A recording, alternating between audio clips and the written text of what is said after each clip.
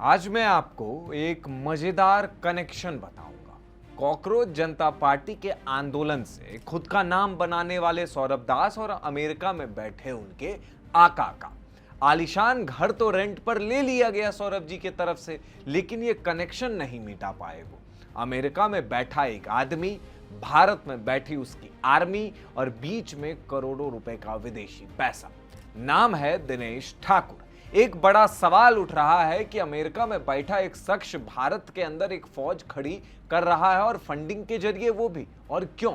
तो कहानी शुरू होती है 2003 से। अमेरिकी दवा कंपनी फाइजर की सबसे बड़ी दवा लिप्टर का पेटेंट खत्म होने वाला था और रैनबैक्सी उसकी सस्ती जेनरिक दवा लॉन्च करने की तैयारी में थी। ठीक इसी दौरान दिनेश ठाकुर रैनबैक्सी ज्वाइन करते हैं और 2 साल काम करते हैं और फिर अमेरिकी FDA में कंपनी के खिलाफ डेटा मैनिपुलेशन की शिकायत दर्ज कराते हैं। 2013 में रैनबैक्सी ये केस हार जाती है। $500 मिलियन का जुर्माना लगता है कंपनी के ऊपर और 2015 में कंपनी सन फार्मा को बिक जाती है। दिनेश ठाकुर को विसल ब्लोअर रिवॉर्ड के तौर पर $48 मिलियन मिलते हैं और इसी पैसे से 2018 में ठाकुर फैमिली फाउंडेशन बनती है। दावा है कि 2019 में इस फाउंडेशन ने भारत में सैकड़ों पत्रकारों, वकीलों और एक्टिविस्टों को फंडिंग देना शुरू किया, ठीक कोविड शुरू होने के कुछ महीने पहले। अब आपको बताते हैं RTI एक्टिविस्ट सौरभ दास का कनेक्शन, जिन्होंने कहा था कि जब वो स्कूल में थे तभी से ही उनके अंदर एक्टिविज्म का कीड़ा था। जनवरी 2021 में जब कोविशील्ड और कोवैक्सीन को इमरजेंसी अप्रूवल मिला तो सौरभ दास ने सरकार से RTI के जरिए पूछा कि किस आधार पर सीरम इंस्टीट्यूट और भारत बायोटेक की वैक्सीन को मंजूरी दी गई। सरकार ने जवाब में कहा कि यह जानकारी कमर्शियल कॉन्फिडेंस और ट्रेड सीक्रेट के दायरे में आती है, इसलिए इसे साझा नहीं किया जा सकता है।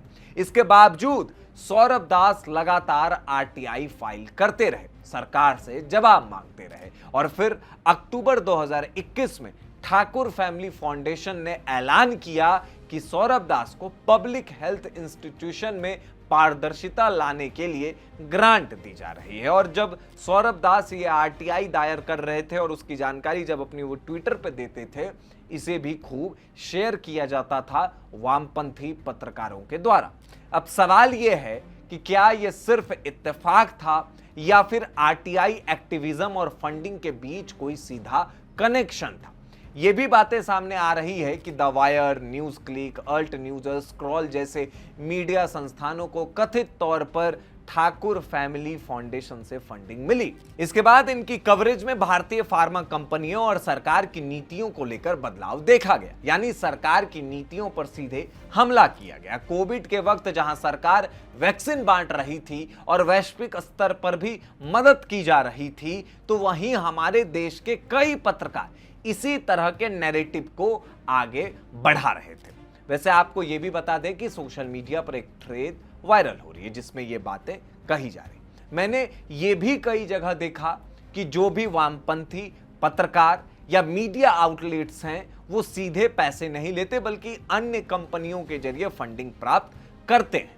तो यही था कनेक्शन सौरभ दास और ठाकुर फाउंडेशन का, जिसकी जानकारी सोशल मीडिया पर आज और कुछ दिनों से खूब वायरल चल रही है। किस तरीके से सौरभ दास को कॉकरोच जनता पार्टी अपना स्पोक पर्सन बनाती है। सौरभ दास मीडिया में छा जाते हैं, वो पत्रकार भी हैं, स्टूडेंट भी बताते हैं, एक्टिविस्ट भी बताते हैं, और जब इनके घर के बारे में इनसे सवाल पूछा जाता है तो केस करने की धमकी दी जाती है। फंडिंग की बात जब पूछी जाती है तो वामपंथी पत्रकार सामने आ जाते हैं डिफेंड करने के लिए।